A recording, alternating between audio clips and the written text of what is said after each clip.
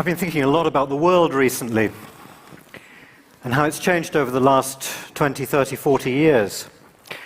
20 or 30 years ago, if a chicken caught a cold and sneezed and died in a remote village in East Asia, it would have been a tragedy for the chicken and its closest relatives, but I don't think there was much possibility of us fearing a global pandemic and the deaths of millions. 20 or 30 years ago, if a bank in North America lent too much money to some people who couldn't afford to pay it back, and the bank went bust, that was bad for the lender and bad for the borrower, but we didn't imagine it would bring the global economic system to its knees for nearly a decade. This is globalization. This is the miracle that has enabled us to transship our bodies and our minds and our words and our pictures and our ideas and our teaching and our learning around the planet ever faster and ever cheaper. It's brought a lot of bad stuff, like the stuff that I just described, but it's also brought a lot of good stuff. A lot of us are not aware of the extraordinary successes of the Millennium Development Goals, several of which have achieved their targets long before the due date. That proves that this species of humanity is capable of achieving extraordinary progress if it really acts together and it really tries hard. But if I had to put it in a nutshell these days, I sort of feel that globalization has taken us by surprise, and we've been slow to respond to it. If you look at the downside of globalization, it really does seem to be sometimes overwhelming. All of the grand challenges that we face today, like climate change and human rights and demographics and terrorism and pandemics and narco-trafficking and human slavery and species loss, I could go on.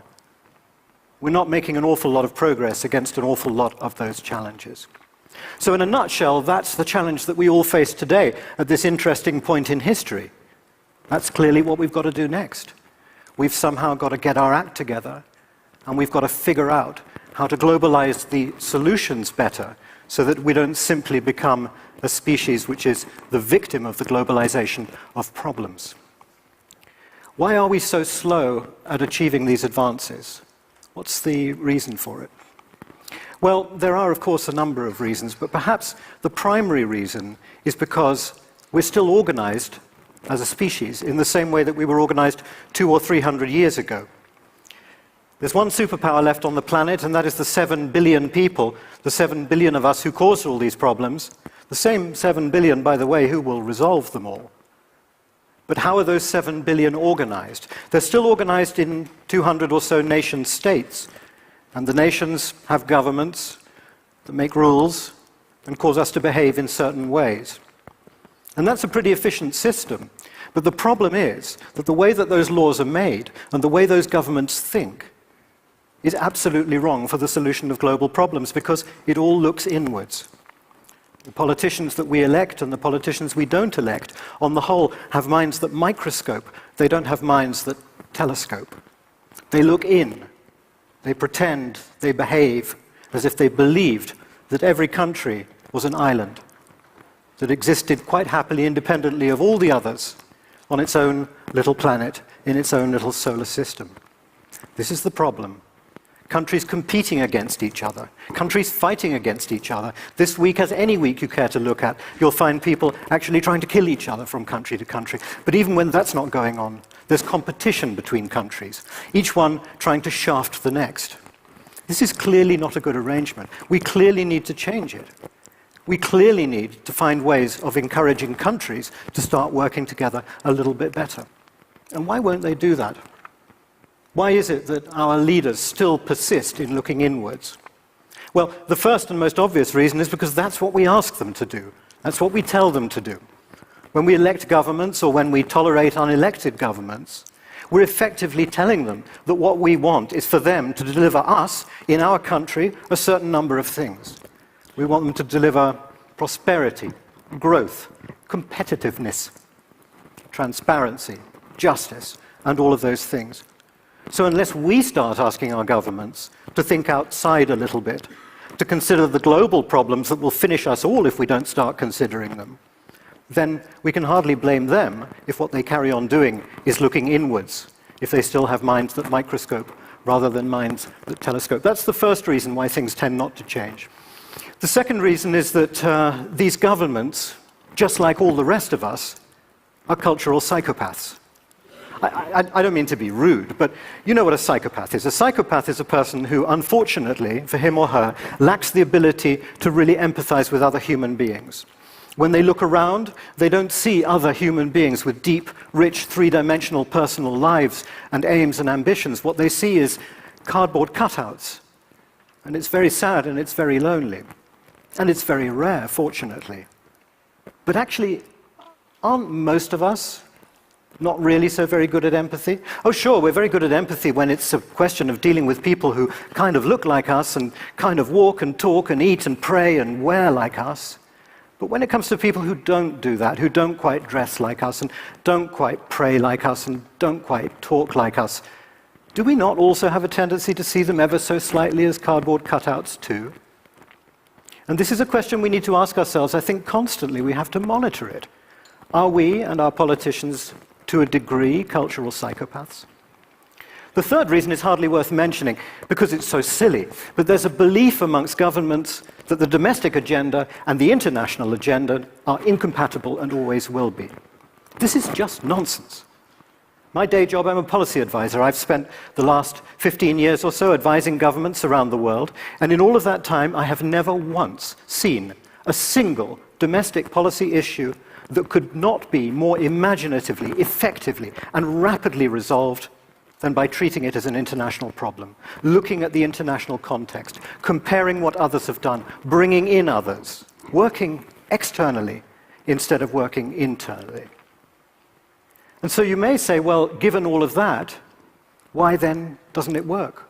Why can we not make our politicians change? Why can't we demand them? Well, I, like a lot of us, spend a lot of time complaining about how hard it is to make people change. And I don't think we should fuss about it. I think we should just accept that we are an inherently conservative species. We don't like to change. It exists for very sensible evolutionary reasons. We probably wouldn't still be here today if we weren't so resistant to change. It's very simple. Many thousands of years ago, we discovered that if we carried on doing the same things, we wouldn't die. Because the things that we've done before, by definition, didn't kill us.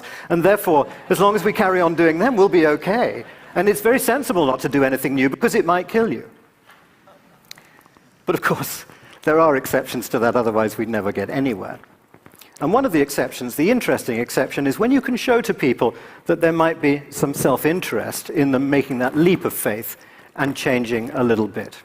And so I've spent a lot of the last 10 or 15 years trying to find out what could be that self-interest that would encourage not just politicians, but also businesses and general populations, all of us, start to think a little more outwardly, to think in a bigger picture, not always to look inwards, sometimes to look outwards. And this is where I discovered something quite important. 2005, I launched a study called the Nation Brands Index. What it is, it's a very large-scale study that polls a very large sample of the world's population, a sample that represents about 70% of the planet's population. And I started asking them a series of questions about how they perceive other countries.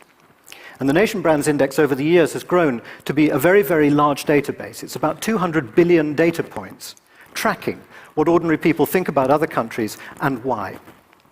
Why did I do this? Well, because the governments that I advise are very, very keen on knowing how they are regarded. They've known, partly because I've encouraged them to realize it, that countries depend enormously on their reputations in order to survive and prosper in the world. If a country has a great positive image, like Germany has, or Sweden or Switzerland, everything is easy and everything is cheap. You get more tourists, you get more investors, you sell your products more expensively. If, on the other hand, you have a country with a very weak or a very negative image, everything is difficult and everything is expensive. So governments care desperately about the image of their country because it makes a direct difference to how much money they can make. And that's what they've promised their populations they're going to deliver. So a couple of years ago, I thought I would take some time out and speak to that gigantic database and ask it, why do some people prefer one country more than another? And the answer that the database gave me completely staggered me. It was 6.8. I haven't got time to explain in detail. Basically, what it told me was the kinds of countries we prefer are good countries. We don't admire countries primarily because they're rich, because they're powerful, because they're successful, because they're modern, because they're technologically advanced. We primarily admire countries that are good. What do we mean by good? We mean countries that seem to contribute something to the world in which we live. Countries that actually make the world safer, or better, or richer, or fairer. Those are the countries we like. This is a discovery of significant importance. You see where I'm going, because it squares the circle. I can now say, and often do, to any government, in order to do well, you need to do good. If you want to sell more products, if you want to get more investment, if you want to become more competitive, then you need to start behaving, because that's why people will respect you and do business with you. And therefore, the more you collaborate, the more competitive you become. This is quite an important discovery. And as soon as I discovered this, I felt another index coming on. I swear that as I get older, my ideas become simpler and more childish. This one is called the Good Country Index. And it does exactly what it says on the tin. It measures, or at least it tries to measure, exactly how much each country on Earth contributes, not to its own population, but to the rest of humanity. Bizarrely, nobody had ever thought of measuring this before. So my colleague, Dr. Robert Govis, and I have spent the best part of the last 2 years, with the help of a large number of very serious and clever people, cramming together all the reliable data in the world we could find about what countries give to the world. And you're waiting for me to tell you which one comes top. And I'm going to tell you, but first of all, I want to tell you precisely what I mean when I say a good country. I do not mean morally good. When I say that country X is the goodest country on Earth, and I mean goodest, I don't mean best. Best is something different. When you're talking about a good country, you can be good, gooder, and goodest. It's not the same thing as good, better, and best. This is a country which simply gives more to humanity than any other country. I don't talk about how they behave at home, because that's measured elsewhere. And the winner is Ireland.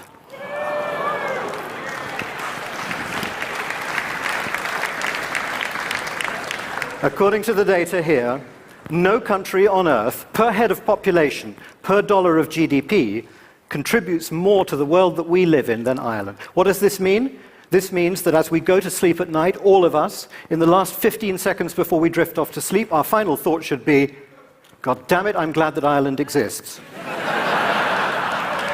And that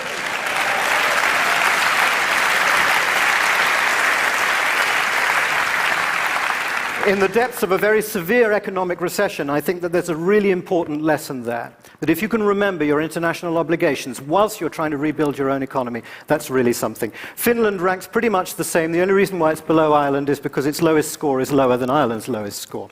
Now, the other thing you'll notice about the top 10 there is, of course, they're all, apart from New Zealand, Western European nations, they're also all rich. This depressed me. Because one of the things that I did not want to discover with this index is that it's purely the province of rich countries to help poor countries. This is not what it's all about. And indeed, if you look further down the list, I don't have the slide here, you will see something that made me very happy indeed, that Kenya is in the top 30. And that demonstrates one very, very important thing. This is not about money. This is about attitude. This is about culture. This is about a government and a people that care about the rest of the world and have the imagination and the courage to think outwards instead of only thinking selfishly. I'm going to whip through the other slides just so you can see some of the lower lying countries. There's Germany at 13th, the US comes 21st, Mexico comes 66th, and then we have some of the big developing countries like Russia at 95th, China at 107th. Countries like China and Russia and India, which is down in the same sort of part of the index, well, in some ways it's not surprising. They've spent a great deal of time over the last decades building their own economy, building their own society and their own polity.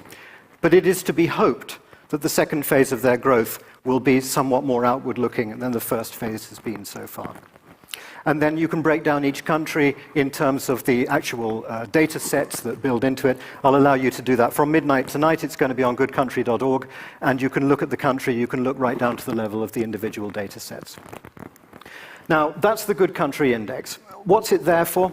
Well, it's there really because I want to try to introduce this word, or reintroduce this word, into the discourse. I've had enough hearing about competitive countries. I've had enough hearing about prosperous, wealthy, fast-growing countries.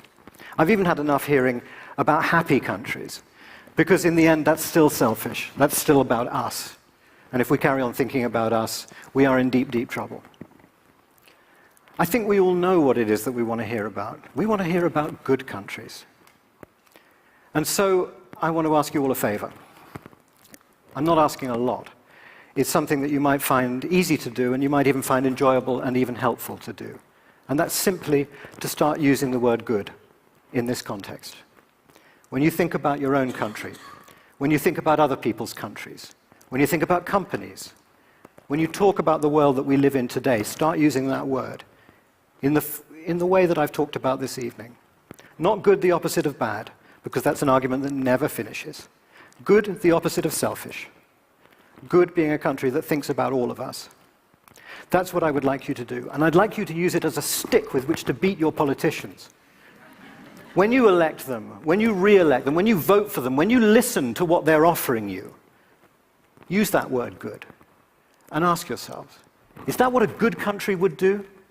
And if the answer is no, be very suspicious. Ask yourself, is that the behavior of my country? Do I want to come from a country where the government, in my name, is doing things like that? Or do I, on the other hand, prefer the idea of walking around the world with my head held high, thinking, yeah, I'm proud to come from a good country, and everybody will welcome you.